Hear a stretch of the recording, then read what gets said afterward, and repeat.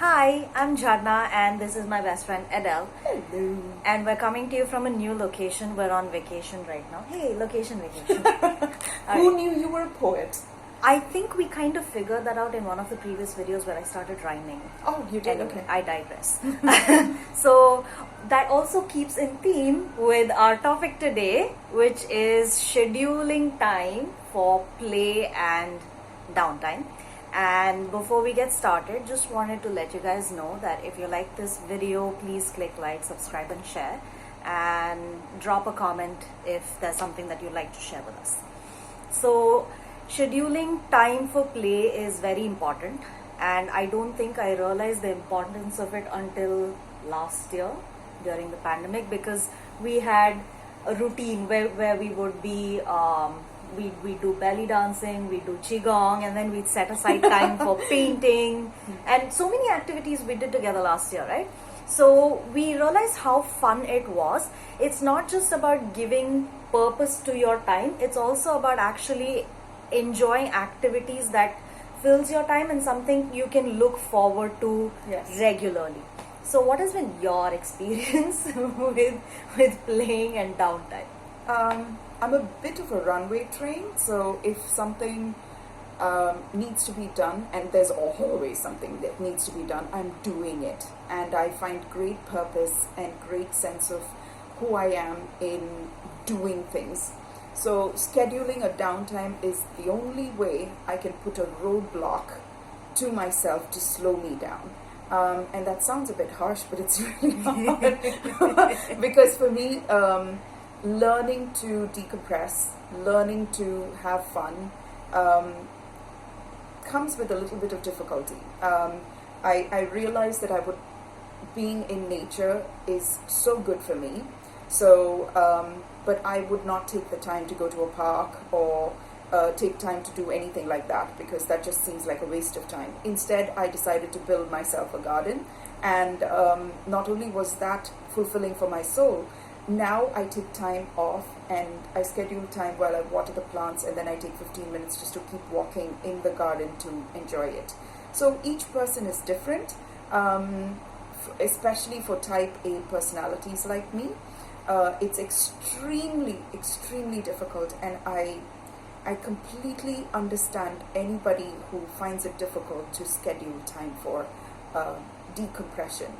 I understand that we may feel like we don't need it, but we do. We do. Our bodies were not created to be without a downtime. And scheduling a downtime for us, especially people like us, is an act of determination, an act of discipline, an act of great self-control.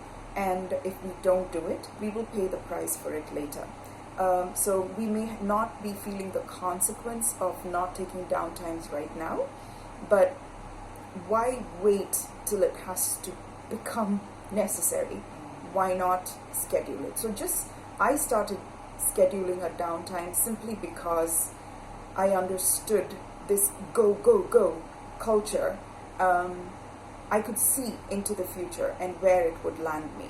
But I also cannot stand the conventional downtime culture as it exists in the present. So I had to create something for my own. And that example of building my own garden was one of it. Because you also got to do some work, Yes. and then you got to enjoy. Yes, exactly.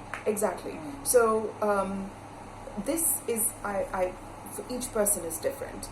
So if doing pottery quietens your mind, when you're actually doing something physically with your hands, if you can paint and you can zonk out of your head, do whatever you need to do every single day to have a slot of time, disciplined, where you vacate from your own life and you become part of the process of living.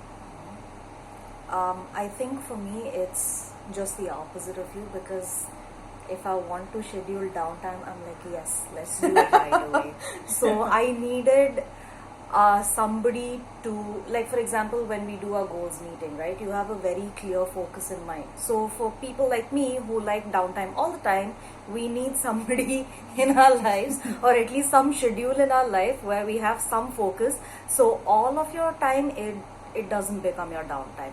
And also it depends on the kind of jobs you have, because some Yes. people have very hectic jobs, which means you need some time to just be by yourself and be for yourself. And if you're in a job where you have flexible hours, because my job has flexible hours, I have a lot of free time during the day. So for me, I need to make sure I have focused activities happening where it doesn't become like, I'm having downtime 6 hours of the day, because that's crazy. And it's important to have scheduled activities that give you some purpose in your life. But again, I do take some time out in a day to maybe read for a while, where I'm not completely thinking only about myself, or I'm trying to do a little bit of painting, and then I'm taking the time out to space out. And also scheduling activities with your friends, like we have plans to do a lot of things together. This will also keep you in a place where you're holding the other person accountable, saying, you know what, you've been working too hard and we need to take a little downtime together. So I think finding a balance between a lot of work and no work or play is very important. And it also helps you get in touch with your inner child, because as we grow older, we start following a routine which is expected of us, and we're doing a lot of things for financial reasons. We're taking care of our families, we're taking care of our kids. I mean, I don't have kids, so I don't know what that's like, but I know a lot of married people who have kids who tell me that. It is important to take some time out for yourself, because you don't want to have a burnout at the end of the day, because you're always serving other people without putting anything into yourself. So I personally feel this is a reason why we should be including different types of play in our lives. What are some of the activities that you can just think of, like commonly done, that we could introduce as play in our lives? Instead of going for a job, I can speak in terms of like a type A personality for people like Right. me. I would consider anything that slows the pace at which we work to be good. I would say initially, just develop a discipline of going to bed an hour early from what the normal time of going to bed is, which could be excruciating, which means you finish things a little faster earlier in the day. And the reward is you wake up an hour earlier. So just change your schedule just a little bit. So as a result, not only will you get us to start early, you'll go to bed a little early. And the second one is, try to not do housework all the time, because housework will always need to be getting done. There's always going to be dust. There's always going to be dirty clothes. You can schedule a day for laundry, a day to clean the home, a day to meal prep. So when we do things like that, when we plan ahead, when we harness that which comes naturally to us, which is anal retentive activity, God, being so butt clenched all the time, may as well harness it in order to create a schedule, right? So if we put our brains together and come up with a timetable, let's say we're awake for 8 hours a day, outside of working 8 hours a day, and then we sleep for 8 hours a day. So in that 8 hours, how are we going to slot it? It's just a matter of doing what is right for us, finding the rhythm of our body. And whether we like it or not, we are not in control of how fast our hair grows, whether our nail grows or not, how our skin sheds, when we get our periods and when we don't, when we feel sleepy or when we don't, when we are tired, when we are moody. None of this is in our control. And yet we act like as though the activities determine who we are, when we are not in control at all. So just taking a little time, I think this one helped me. Sleeping a little early. No, actually I'm lying. waking up 1 hour early, because I thought if I wake up 1 hour early, I can do my meditation, and my meditation time will not interfere with my living time. So I can do it, and then I can start my day. And Sadhguru said that people who meditate require less sleep, and that was the selling point for meditation. So I know you'd rather have like 34 hours in a day, right? So I was like, yes, I'm going to meditate, so I require less sleep, I can get more done. So now I'm learning. I started waking up early to do meditation. I'm getting more done as a result of. And now my challenge is in getting a good scheduled time to sleep. By and large, I'm sleeping at a decent time. I would like to make it into a habit, which excites me. But I want to do that. And then creating time for play is different from rest. Everything I told you previously, like when you do sculpting, when you do painting, all that is play. That's not technically rest. It is a taking you away from the runway train that our life is, but it is not rest. And I still don't know what rest is, but it is too much for me. But do you still feel a little rested when you meditate? Do you feel that sense of rest? It's a different story that there's like a huge war going on inside when we're meditating. I feel rested when I sleep, Janma.